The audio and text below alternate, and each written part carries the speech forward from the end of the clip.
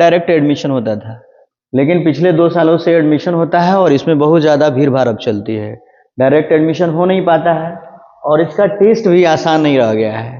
Test को qualify करने के लिए हमें एंट्रेंस देना होता है और एंट्रेंस में भी अच्छा स्कोर करना पड़ता है, तभी जाके हमें सरकारी कॉलेज या प्राइवेट कॉलेज में भी एडमिशन हो पाता है। विदाउट एंट्रेंस एडमिशन तो होगा ही नहीं। तो चलते हैं, हम पहले समझ लेते हैं इसके सिलेबस को, क्या है, किस तरह से हमें एग्जाम देना है और किस तरह से स्कोर करना है। तो इसके लिए सबसे पहले हमें सिलेबस की जानकारी होनी चाहिए। तो देखते हैं इसमें क्वेश्चन कितना पूछा जाता है। तो अगर हम क्वेश्चन की बात करें तो टोटल नंबर जो क्वेश्चन का है वो 120 क्वेश्चन रहेगा और ये सारे ऑप्शनल वाले रहेंगे। इसके 4 ऑप्शंस रहेंगे।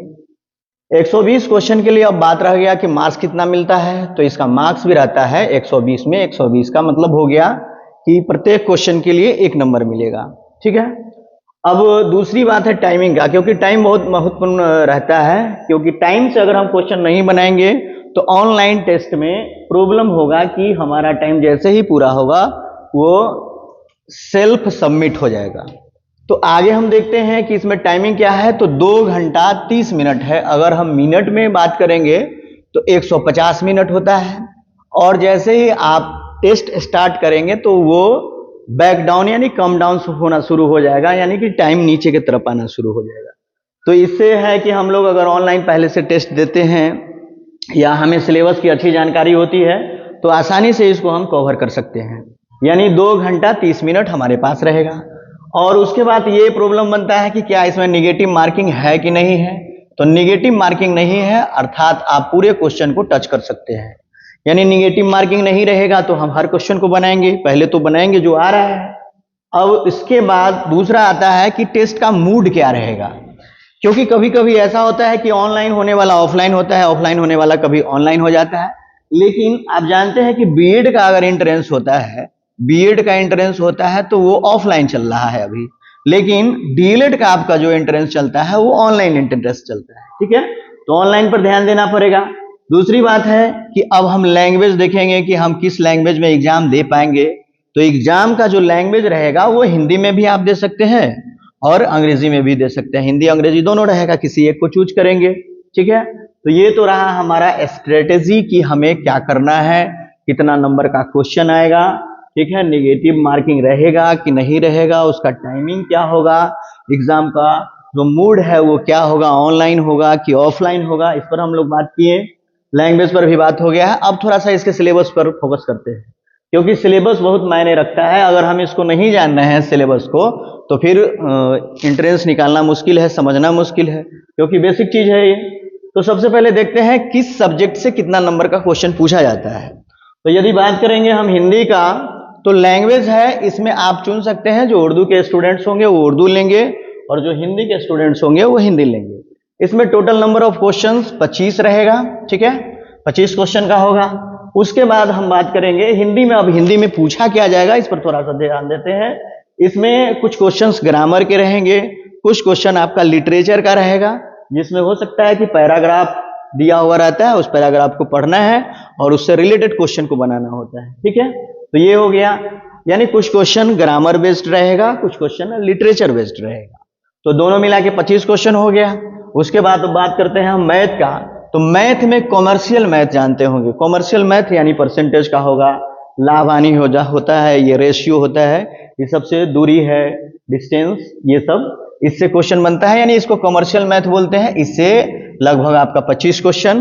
ठीक है। उसके बाद बात करेंगे हम जीके जीएस का। तो जैसा कि आप लोग जानते हैं जो जीके जीएस का जो क्षेत्र है वो बहुत अब्रॉड है, बड़ा क्षेत्र होता है, विस्तृत क्षेत्र है इसका। तो जीके जीएस यानी कि जनरल नॉलेज हो गया और जनरल स्टडीज हो गया। तो इसमें अब साइंस भी आ जाता है और आर्ट्स भी आ जाता है, यानी इसमें फिजिक्स भी पूछा जा सकता है, केमिस्ट्री हो गया, मैथ, ये मैथ नहीं सॉरी मैथ तो ऊपर है, फिजिक्स केमिस्ट्री बायो हो गया, फिर ये पॉलिटिकल साइंस हो गया, हिस्ट्री हो गया और ज्योग्राफी हो गया, इकोनॉमिक्स हो गया।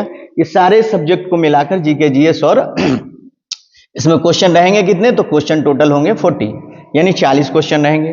अब बात रह गया इंग्लिश का।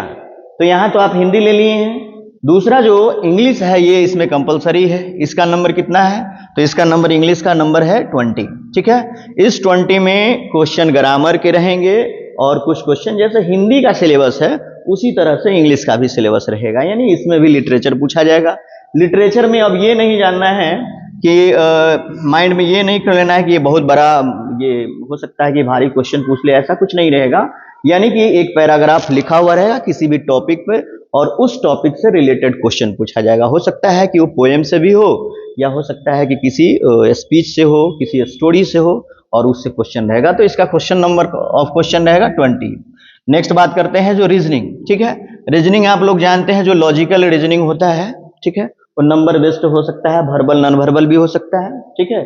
और इसमें क्वेश्चंस रहेगा 10, ठीक।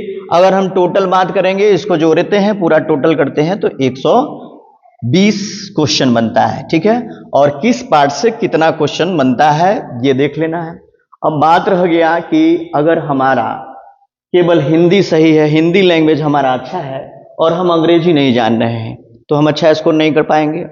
फिर अगर मान लेते हैं कि हमारा मैथ बहुत अच्छा है, मैथ में हम बहुत अच्छे हैं, लेकिन हम जीके जीएस पर हमारा पकड़ नहीं है, तो फिर एंट्रेंस में दिक्कत होगा, यानी कि हम एंट्रेंस नहीं निकाल पाएंगे।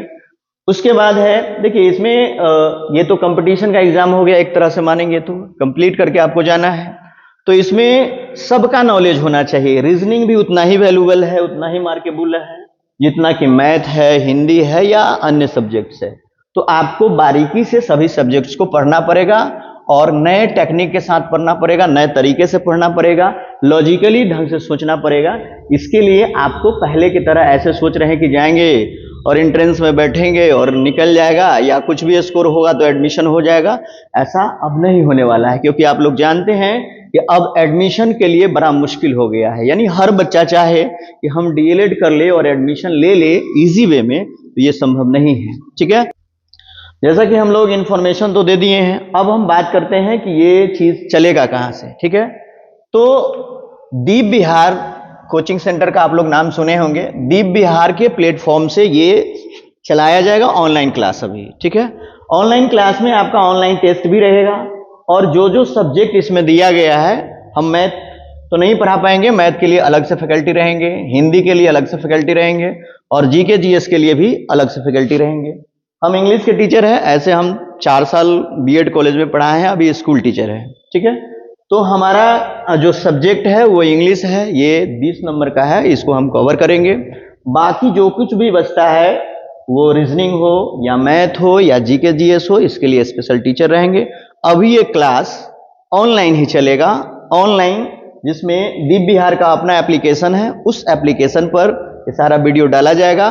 पहले अभी ट्रायल चल रहा है, इसके बाद आप लोग प्रॉपर ढंग से इस क्लास को रन करेंगे और देखेंगे किस तरह से ये अपना जो पूरा कवर है, ये सिलेबस है, उसको कवर कर पाता है, ठीक है। तो दैट्स ऑल।